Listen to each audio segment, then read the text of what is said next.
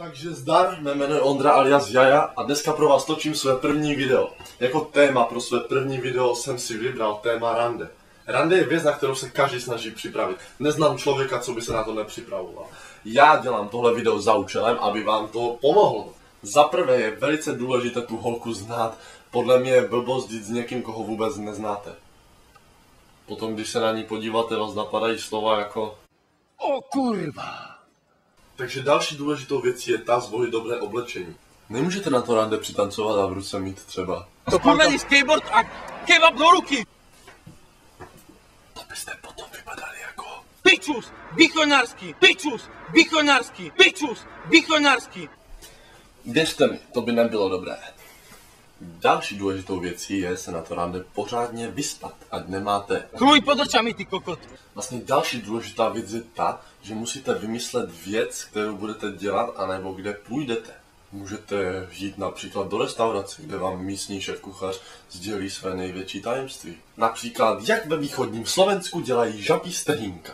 Vegata, paprika, papír, cesnak, dáme do rúry, potom dáme na taniery, uvaríme rýžu, tak kompot. Můžete ji vzít třeba do kina, ale v tom případě musíte koupit občerstvení. Ale pozor, všeho s mírou. Jo, mezi náma. Bacha na rozpočet. Já bych si ještě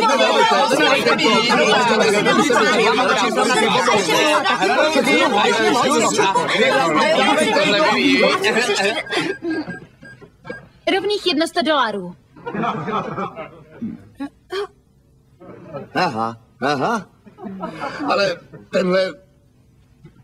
tenhle párek nepotřebujeme. Nebo ji můžete vzít třeba na ping-pong.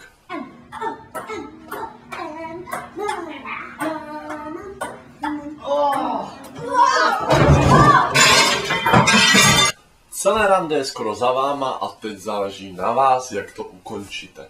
Můžete se pokusit například o first kiss, ale to musíte poznat podle toho, co jste z toho cítili. Může to taky dopadnout špatně.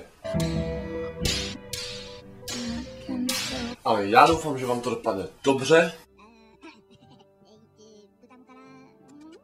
Takže tímto bych se s vámi chtěl rozloučit. Tohle bylo moje první video. Pokud se vám video líbilo, dejte like, popřípadě odběr. Budu rád, když mi napíšete něco do komentářů, co by se mohl dělat příště nebo tak. A mějte se pěkně. Zdar!